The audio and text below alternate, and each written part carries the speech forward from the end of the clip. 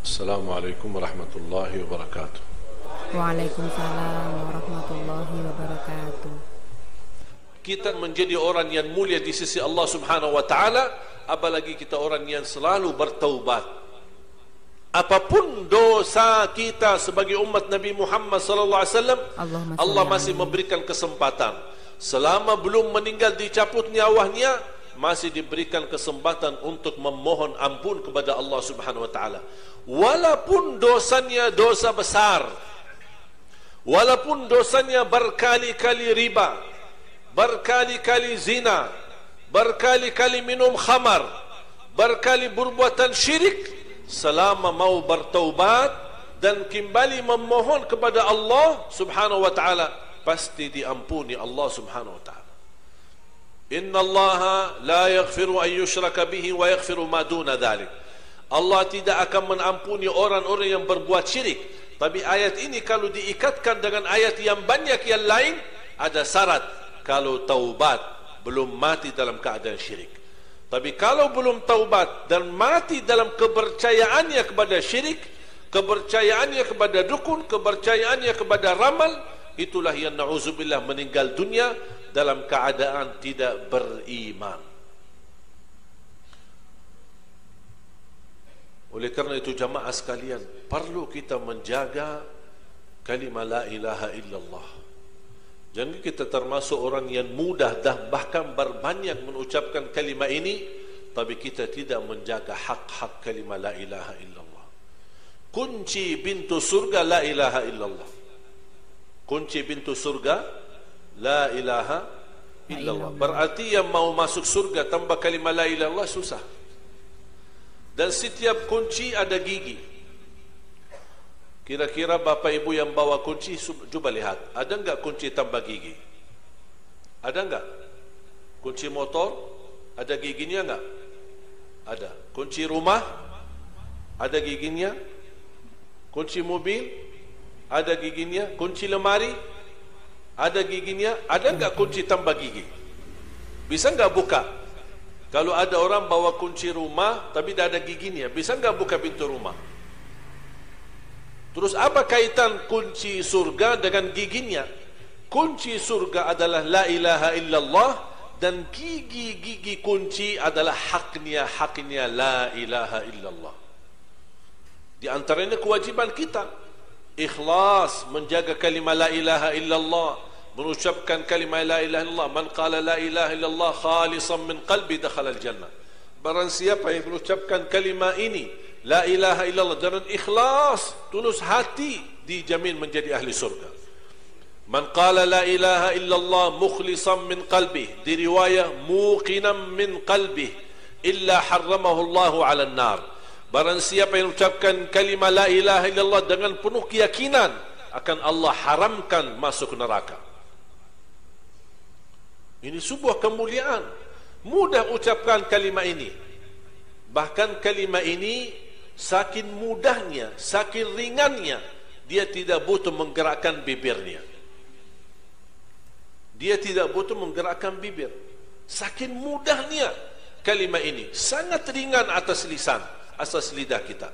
Coba kalau kita tutup rapatkan bibir kita, bisa enggak kita ucapkan la ilaha illallah? Coba rapatkan mulut kita, rapatkan bibir dan ucapkan la ilaha illallah. Bisa atau tidak?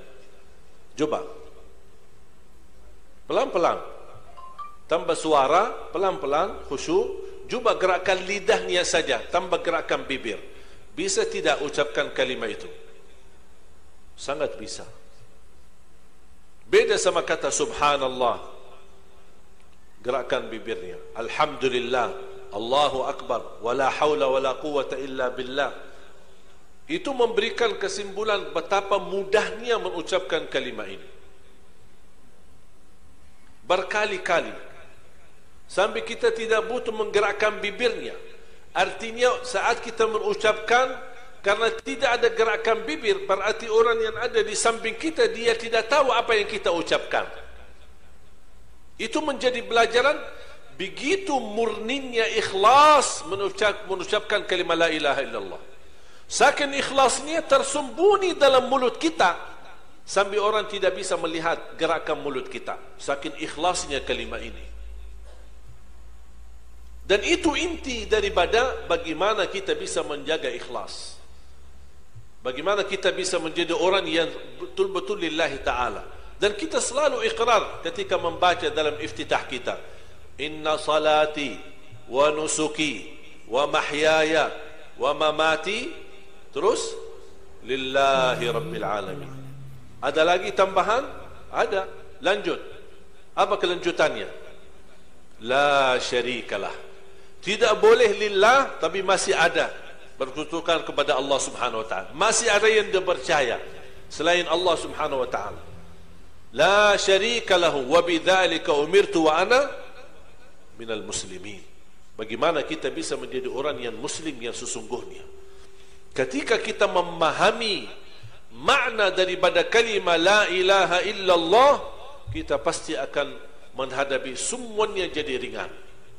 Ujian menjadi ringan, bala menjadi ringan, musibah menjadi ringan. Apapun kita melaksanakan dan menghadapi dalam kehidupan kita sehari-hari menjadi ringan. Bahkan ibadah yang kita melaksanakannya menjadi sangat mudah, karena kita sudah selalu mendapankan la ilaha illallah. Para Nabi dan Rasul diutus oleh Allah untuk kalimah ini. Saking mulianya, Allah ingin memahamkan, Allah ingin memberikan pemahaman tentang kalimah ini.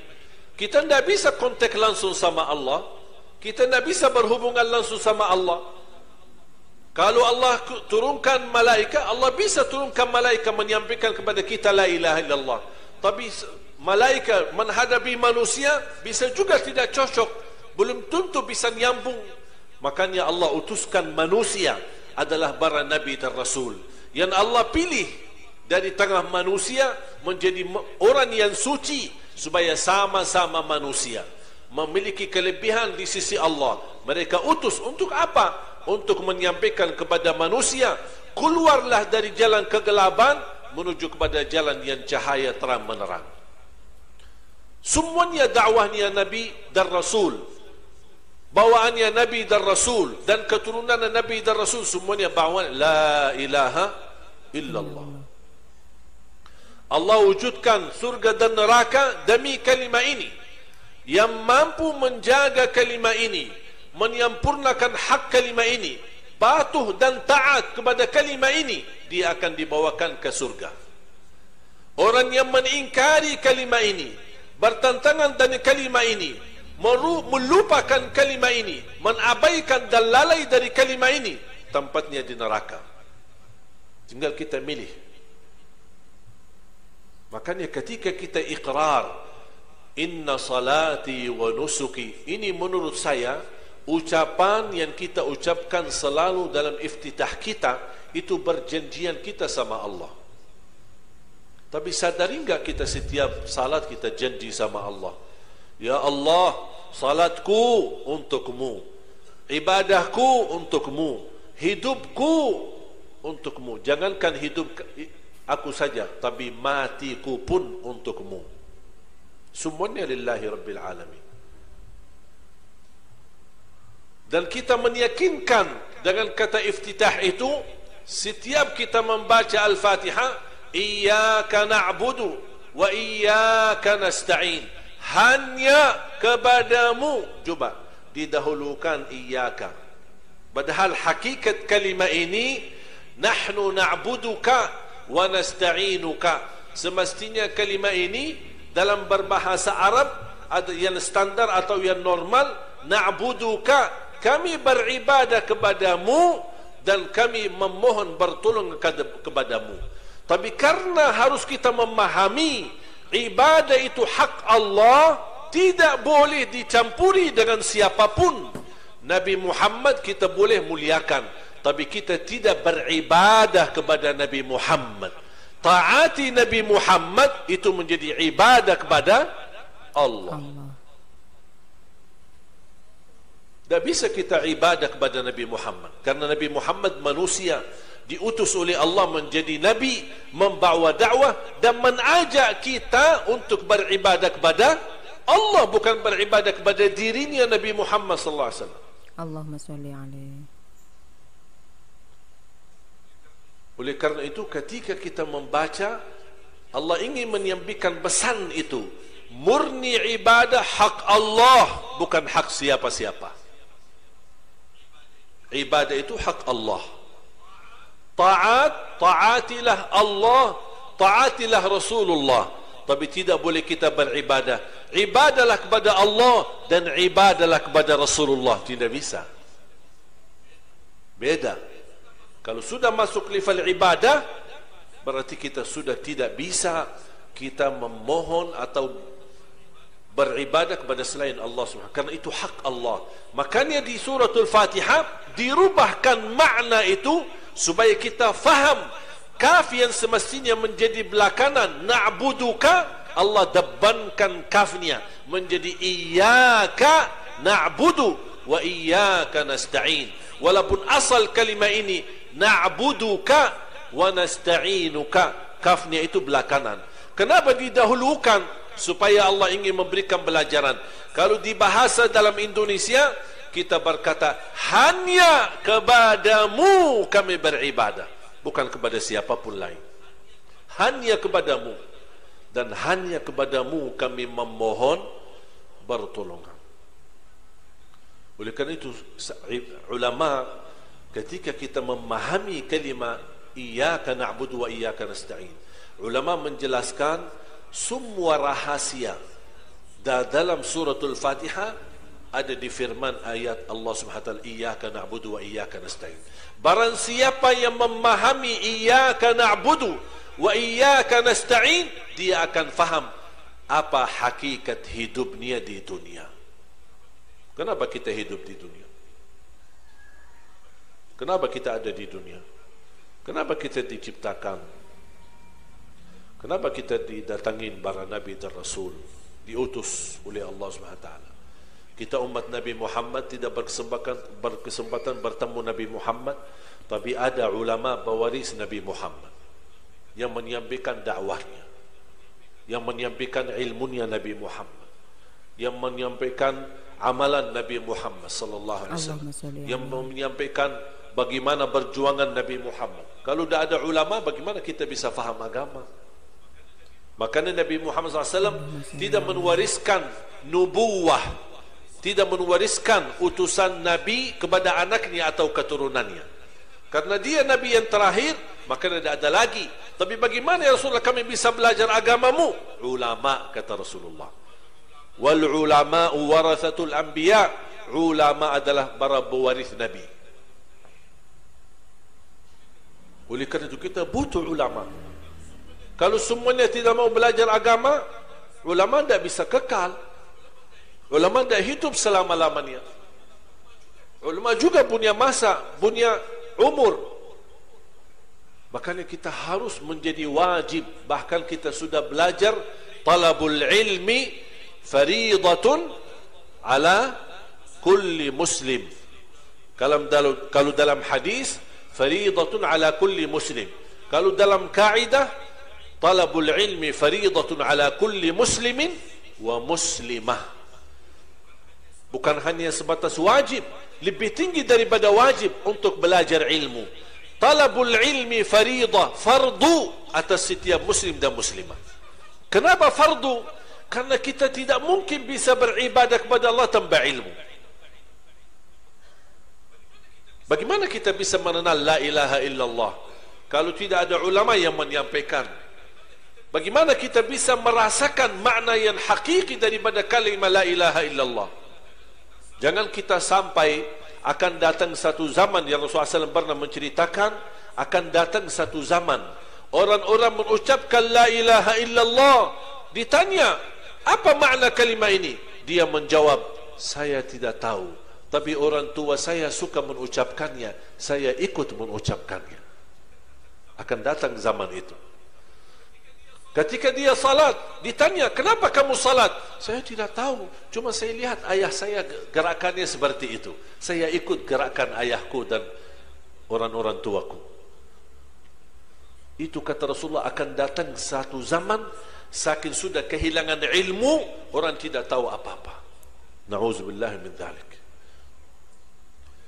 Makanya wajib, kalau tidak mampu kita mendorong semua anak-anak kita menjadi orang yang pandai memahami agama, minimal ada satu dari anak kita, supaya setiap rumah di tengah masyarakat Indonesia kita, setiap rumah mampu melahirkan penghafal Al-Quran dan ulama yang bisa menjaga generasi-generasi berikutnya. Saya harap kalau kita besok sebagai orang tua meninggal dunia, kita meninggal dunia dalam keadaan husnul khatimah, tidak merasa gelisah, tidak merasa takut, karena kita sudah tahu dan kita bersama-sama menwujudkan cita-cita. Setiap rumah melahirkan penghafal Al-Quran, setiap rumah melahirkan kadar ulama, setiap rumah melahirkan kadar da'i yang bisa menyampaikan dakwah kepada umat. Begitu kita dipanggil oleh Allah, insya-Allah, ya ayyatuhan nafsul mutmainnah irji'i ila rabbiki radiyatan mardiyah. Tenang hai jiwa, meninggal dalam keadaan tumakninah, ketenangan dari Allah Subhanahu wa taala. Tidak ada rasa kesedihan dan tidak ada rasa ketakutan. Tidak ada rasa kesedihan ketika kita tinggalkan keturunan kita. Kenapa tidak sedih?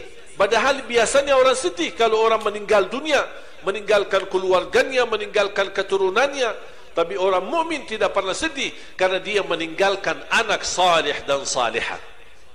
Dia tidak merasa sedih dan tidak pernah merasa takut apa yang akan dia hadapi di kemudian hari.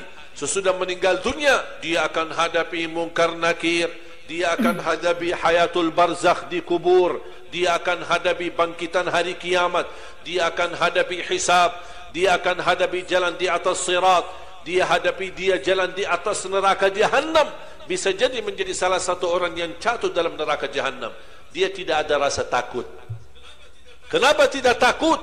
Karena dia sudah sebelum menghadapi sakratul maut, dia sudah mempersiapkan diri bekal dengan amalan-amalan salih menghadapi semua yang membuat orang lain ketakutan. Dia justru tidak merasa ketakutan karena selama hidupnya dia selalu sama Allah. Ketika dia mati, Allah yang bersama dia.